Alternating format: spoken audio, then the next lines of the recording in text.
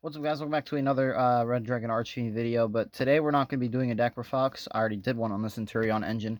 We're going to be going over why you should play it over playing pure Red Dragon Archfiend. You could play pure if you want to. Honestly, pure is like a very good build, but without Crimson King, for me, I feel like playing the Centur-ion engine is at least better than pure, because we don't have something like Crimson King to bridge with pure, so like you're forced to play Crimson, and losing to a Bestial sometimes hurts, but playing with the Centur-ion engine, it doesn't always happen with some scenarios. But I'm also going to be going through some hand trap combos. For example, Nibiru is a pain, and I'm going to show you guys how to beat it with this engine. So if you open something like Soul with like Darkness or a way to it, you can play through full combo through Nibiru, and I'll show you guys how. So we're going to start by normal summoning this soul and using the effect. We're going to grab the bone. We're going to activate bone, send another card to summon. Effect target soul. We're going to dump the crimson and decrease its level to 2. And then we're going to synchro these two into Red Rising Dragon and use the effect to bring back the crimson. Crimson effect. It's going to summon out the vision and the synchron here. And most likely, you're going to get Nibiru here, right? Like, it just makes the most sense, because it is summon number 5. Because if they don't nib you here, if they wait till the end phase, then chances are you already have too much, like, setup. So, like, there are ways to play around it.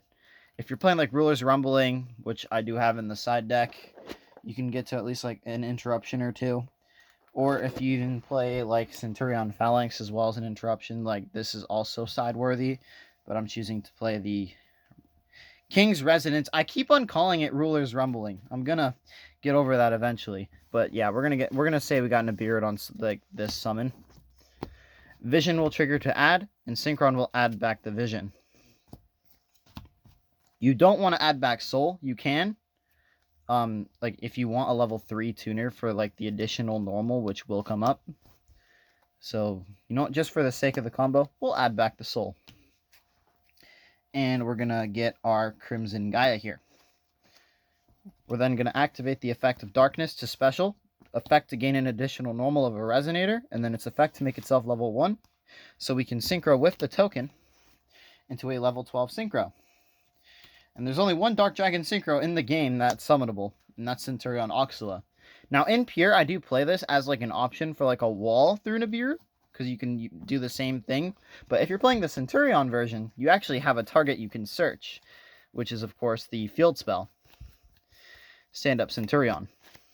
However, I do think post Blazing Dominion, if you're playing Pure, it is mandatory to play this as like a level 12 option, but you should play a copy of Phalanx, either in the main or side, so that you have a target to search with this. I do like playing this card sometimes because it is good as a free interruption. But searching the stand-up, keep in mind, we still have like a couple other cards in hand. So we're going to discard another random card here, because we do need these two in hand to place the Trudea. And therefore, also, the Primera will get placed here. Because you go Trudea to summon, Trudea to place the Primera. But we're going to summon the Primera and use the effect to grab Wake Up. And with Wake Up, we're going to make a level 4 token. Because we added the Soul, we can normal summon it and synchro into a level 7 synchro, which is, of course, going to be the Crimson Blade Dragon. On summon effect, we'll add a monster that can't be normaled, the Lubellion, discarding it for Magna. And with the Magnamut, we're going to banish specifically the Vision Resonator to summon. And, of course, effect on summon. We're going to synchro these two into Bestial Dispatter. Dispatter will bring back the Vision and synchro with the Crimson Blade into Bestial or Hot Red Dragon Archfiend Abyss, sorry. You got all this through Nibiru.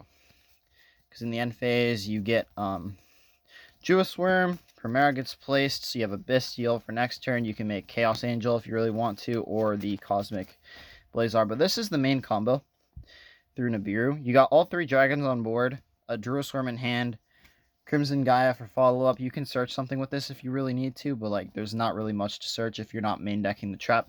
Because I am choosing to play the Branded Beast over it, but if you were playing like Ruler's Rumbling, you can add that. Or King's Vigilance, or what is the name?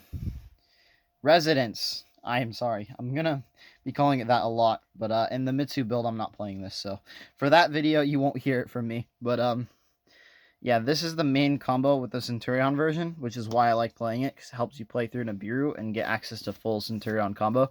But it all depends on the hand, though. Without Crimson King, these don't bridge, so it makes sense why you wouldn't play this without it.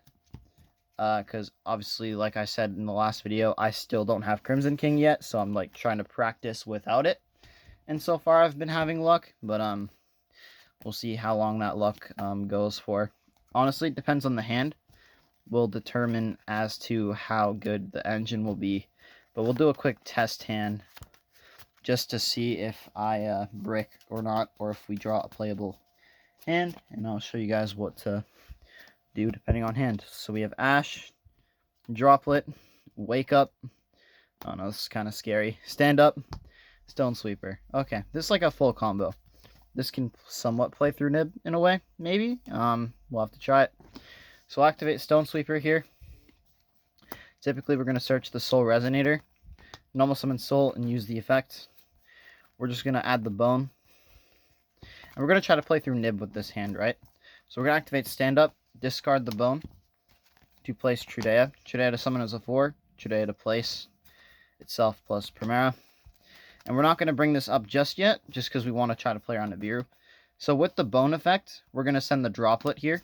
Typically, because you want to have Ash for like Fuelos, Perulia, so if they were to use that, that's what the Ash would be for. To summon.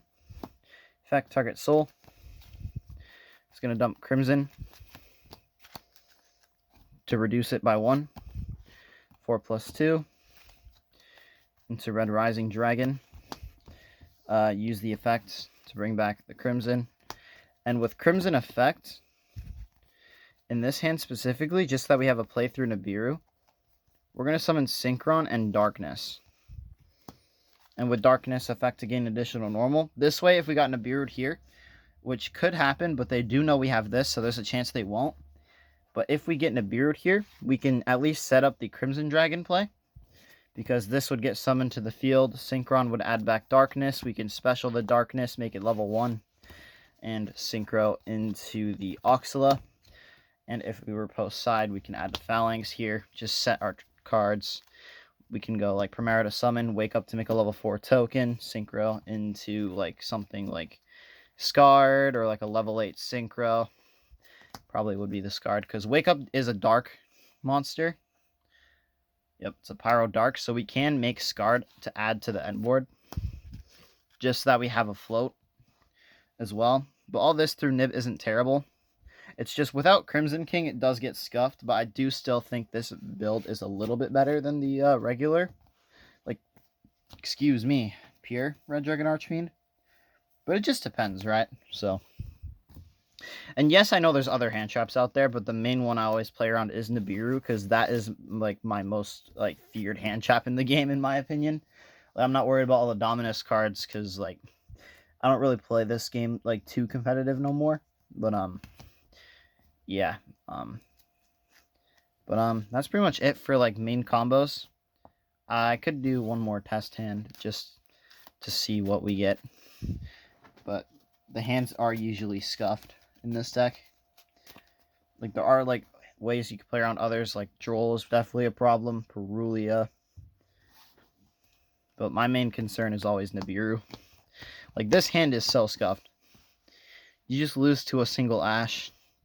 Like, you will get bricked hands like this, but a lot of the times, like this going second is god tier, right? Because you just have Fua, Ash, Nib, like 4 hand traps going second. Like, this is a going second hand, especially the 6th card being another Fua. If you get, like, you know what I mean.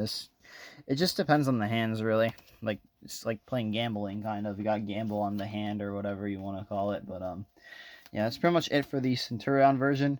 I'm going to cover Mitsu next. If you guys want to see more on the channel, let me know, and I'll see you on the next one. Peace out.